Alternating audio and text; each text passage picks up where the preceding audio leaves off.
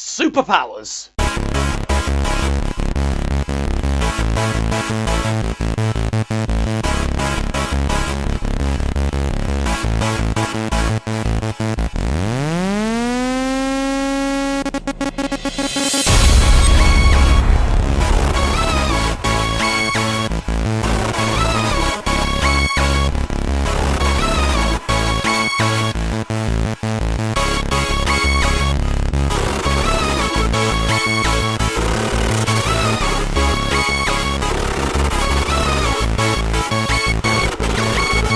Hello YouTube, I'm Darkest101 and welcome to another Darkest101 review.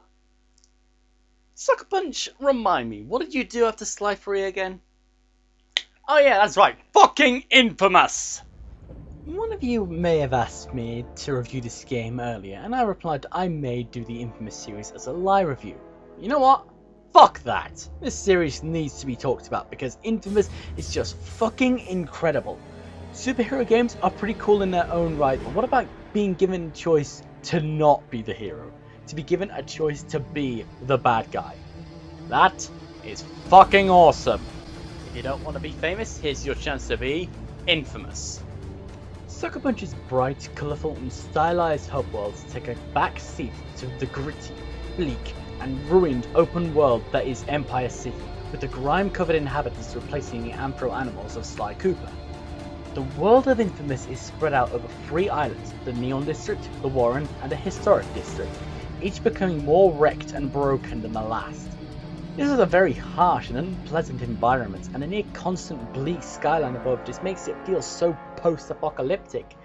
And depending on your actions, that sky can become red like fire or clear up and reveal the blue sky behind.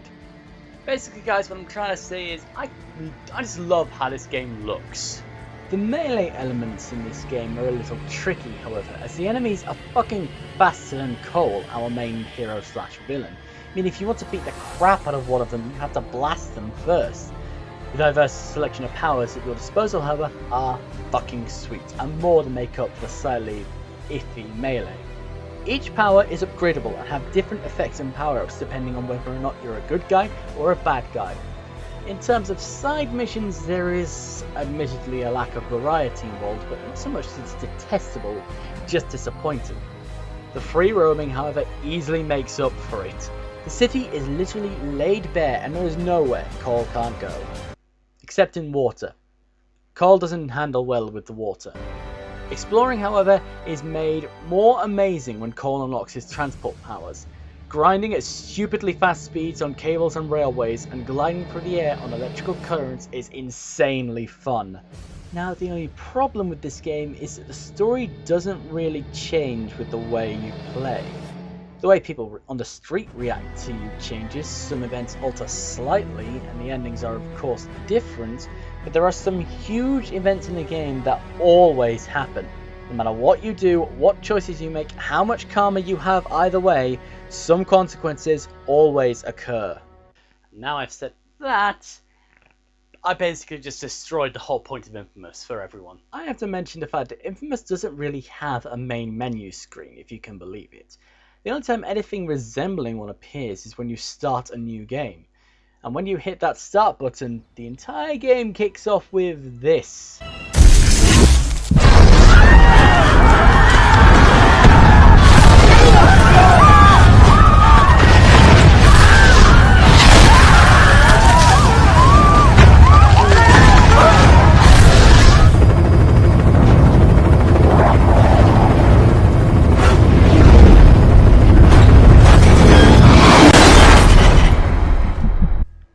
Cole McGrath, our main character, wakes up in a crater at the centre of the blast in the Historic District. As he begins to make his unsteady way back to the Neon, he discovers he now has some bizarre and unique abilities, absorbing the electricity from nearby sources of electrical energy and also calling down lightning bolts from the sky. Excited to use that power? Well, tough shit, because this is the last power you unlock. As Cole reaches the Neon, he passes out and triggers a cutscene. While sliding into unconsciousness, I could somehow, I don't know, hear the voices of the dying. Thousands crushed by falling buildings or burned alive in the fires. Trish lost her sister, almost lost me. Zeke was always there, somehow sure that I'd wake up, while outside the city fell apart. A plague struck, followed by rioting, theft, rapes, civilization committing suicide. In a bullshit attempt to contain the biological threat, the federal government locked down all access in and out of the city, and we're stuck in this cage with the psychos. Cops are all but gone off the streets, either dead or too chicken shit to stand against the gangs that control things now. Outside, things were bad. But inside me, something was beginning. Scary as hell at first. Gotta understand, there was no one to talk to, no experts to consult. But with time, I'm learning to control it, master it. Just hope it's not too late.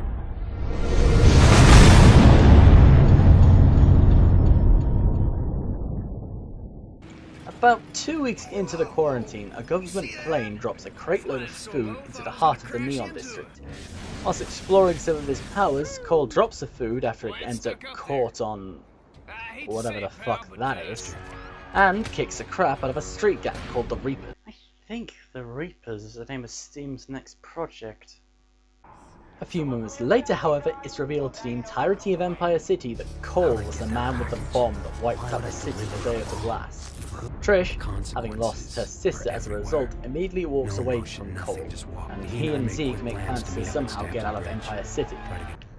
When Cole arrives, however, he meets the woman in white. FBI agent Moya had seen the footage of me at Ground Zero and came here to wait, figuring I'd try to escape, knowing I'd have powers. She explained that before the blast, her husband John had been assigned to infiltrate the First Sons, a shadowy group working on a project they called the Ray Sphere, a device designed to drain the neuroelectric energy from a group of people and concentrate it into an individual. She'd lost contact with John the night of the blast. Despite all her connections, Moya was losing hope. Yet she'd found me, somehow believing I could be trusted, ready to make me an offer.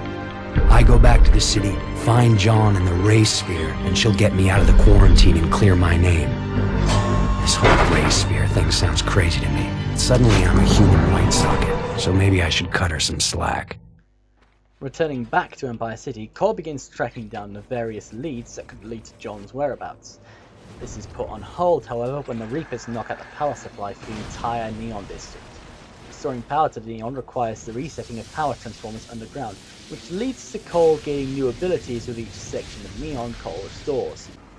When it's revealed the Reapers are attempting to poison everyone with some form of black soup, Cole steps in on a tip from Moya. After this, he meets up with a strange individual. She's gonna be pretty pissed about this. Who the hell are you? Just a concerned citizen. Now hold still. He leaped toward me, his icy fingers digging into my head. For a moment there was nothing, and then he started to show me things. Horrible things, beyond description. And in that split second, I understood he was showing me the future. Death and destruction on an unimaginable scale. As he released me, I knew that he was responsible for all of it.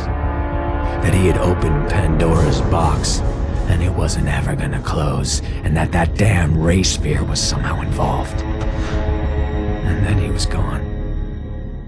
Cheerful stuff, am I right? That's the sort of story you'd tell your kids at bedtime, isn't it? The destruction of the world, blood, guts, death everywhere, and this guy's the problem. Achieving this objective and nowhere closer to finding John, Moya directs Cole to the Reaper's hideout where he meets with Reaper gang leader Sasha. Darling, what took you? Was it traffic? I told you not to take the bridge. It's always better up at night. Get dressed. We have dinner with us tonight. Of course I told you. You gotta be kidding me. This of course begins the first of inFAMOUS' 3 boss battles. Yep, you heard right. inFAMOUS only has 3 boss fights, one for each gang, one for each district. The first one against Sasha, however, is nothing special, and some of the later enemies are tougher than she is. The conclusion to the fight is, however, extremely satisfying, as throughout some of the previous levels in the Neon, Sasha is the source of the black slime, which she has been using to mind rape Cole. So this beatdown is some sweet fucking revenge right here. Take that, you stupid bitch! Only the Scarecrow gets away with mind raping me. Sasha was a piece of shit before the blast. But looking at her now, is this what my powers are gonna do to me? A warped body and twisted mind? Is that my future?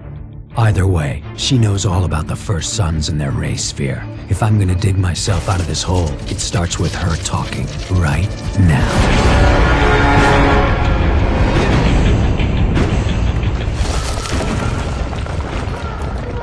They came in fast. Smoke everywhere. Sasha got pulled out. Whoever they were pros, trained for this kind of thing. There was no time to think. Water was pouring in and the place was falling apart. With no way back, I went forward, into the slums of the Warren. Emerging in the Warren, Cole restores power to the slums and restarts his search for John and the Ray Sphere. He doesn't get far, however, when he discovers the gang who controls this section of Empire City, the Dustmen, and their leader, Alden Tate. Cole comes face to face with Alden after he helps Trish with an entire busload of wounded from the Neon District. Alden makes it clear what his powers are. I was transfixed. Moya kept talking while I watched this man, this old, grizzled man, lift a bus with his mind. I'm strong, but nowhere near that powerful. Alden was born to the leader of the First Sons. As a powerful mentalist, he was groomed from an early age to assume control. That is until Kessler showed up. Alden disappeared into the streets, growing up scared and homeless. But there's no fear in those eyes now. No, the blast has made him powerful, gave him the tools to combat his paranoia. With a flick of his wrist, he threw the bus on top of the hospital, sending a message to anyone that would challenge him. After rescuing Trish and Alden disappears, Cole is contacted by John who tells him where he can find the Ray Sphere. Taking Zeke to the Dustman HQ, they climb their tower, only to be met with both Alden and Kessler. Zeke yanked the Ray Sphere out of its cradle and was caught between Alden and Kessler. It was definitely time to escape, but he just stood there, petrified. You see, through the fear, he realized that the key to his dreams, the tool to make him superpowered, was right between his hands. Asshole makes the choice to kill thousands, stealing their lives so that he'll be transformed, and then nothing. Everyone's fine. No change at all. Kessler's first to grasp the situation, claims to know what's wrong. If Zeke brings him the Ray Sphere, Kessler will be able to give Zeke the powers he craves. My best friend looks me in the eye, and then makes his second mistake. Alden goes ballistic at the loss of the sphere. The tower shakes and it starts to rip apart. But I was just dumbfounded, barely felt the impact. Things get worse for Cole as John reveals that Moya is in fact not his wife. Setting off for the historic district with no Moya and no Zeke, Cole comes across Alden and initiates boss fight number 2, which is of God of War-like proportions, has to be said. Defeating Alden, Kessler calls Cole and tells him he's part of a series of bombs around the historic district that only Cole can disarm. Sounds easy enough, right? Wrong.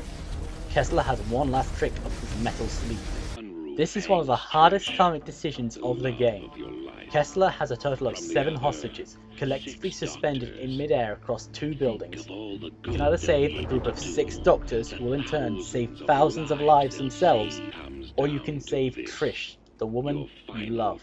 You only have time to do one. Which will it be? Doesn't matter what choice you make either way, however, because no matter what you do, Trish dies. Remember how I said inFAMOUS has huge events that will always happen no matter what you do? This is one of the big ones.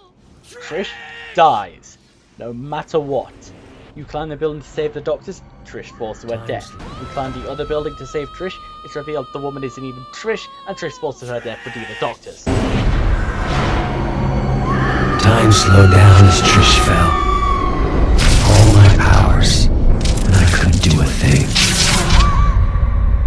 second she sprung to life, just long enough to say that she was ashamed of what I'd become.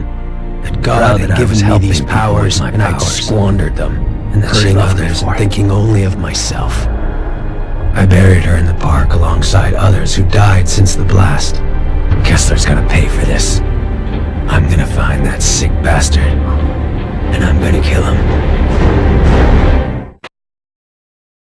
After the death of Trish, Cole returns power to the Historic before John calls him up to tell him he's found the race sphere. For real this time. And thus, we reach the second decision with the outcome that does not change no matter what.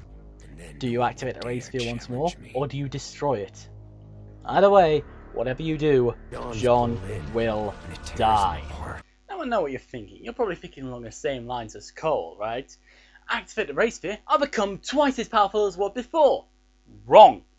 If you activate the race sphere, you don't become more powerful, your attacks don't become more powerful.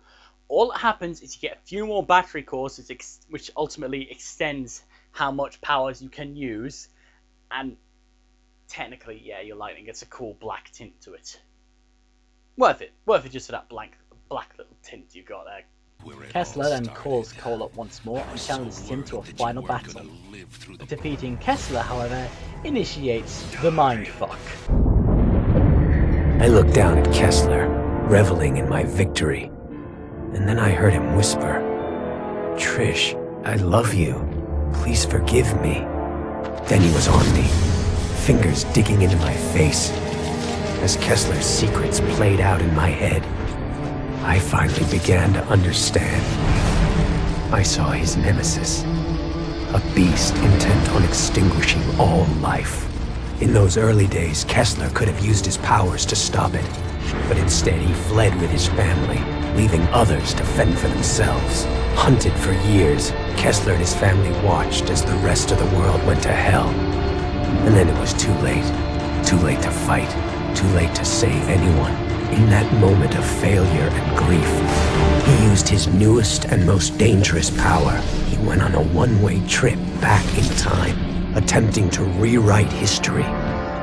Kessler seized control of the First Sons and accelerated the race sphere's development. Decades spent plotting the blast, organizing the quarantine, finding me. Yet the thing that drove him forward, Kessler's sole link to the past, was a picture from his wedding day, when he married Trish, with Zeke as his best man. My brain lurched, unable to accept that Kessler and I were the same person, that he'd come back in time to mold me into the savior he failed to be, going so far as to kill the woman he loved, I loved, so that I wouldn't be tied down by emotions. No. Kessler wanted me strong, ruthless, so that when I faced the beast, I'd be capable of making impossible decisions, all for the common good. And then Kessler fell back, dead. His final message, my final message, burned into my brain. I take one last look down at myself, my future self, and turn away, the rage curdling inside. I hate everything about Kessler, but when the time comes, I will be ready.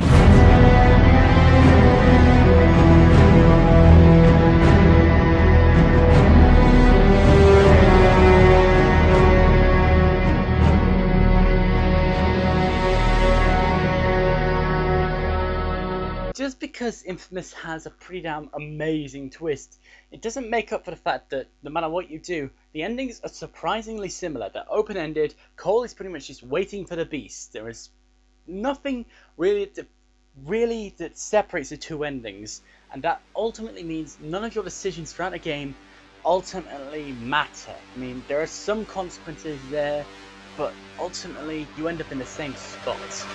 inFAMOUS, for all its fall downs here or there, is a fucking amazing game.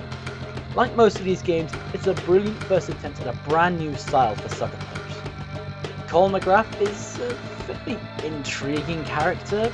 The choices can be hard at times, and even though I bash the fact that some choices don't matter, that doesn't make their outcomes any harder to watch. The side missions will mostly keep you entertained for a while after you complete the main game, but the stunts will fucking drive you insane. Trust me, beating this game on hard mode is easier than unlocking the Stunt Master trophy. I do love it. It's a pretty damn amazing game. However, compare that with some other PS3 games and even God of War has had a HD remake, it doesn't really hold up as one of the greatest there has ever been. I mean, it's a fantastic game, don't get me wrong, but there are a few touches here and there that need to be like tightened, loosened, not loosened. Everything just needs to be tightened and streamlined to make it a perfect game. So with that in mind, inFAMOUS receives a dark rating of 78. I will be ready. But if you like my review, please if you have a suggestion for next time, drop it in the comment section below. Give me a tweet on Twitter, share it with me on Google+. Maybe you can have it written in Morse code throughout the World Cup results, or I don't know. But, as always, I've been Darkest101. You have been watching Darkest101 Reviews. Thanks for watching. Good night, YouTube.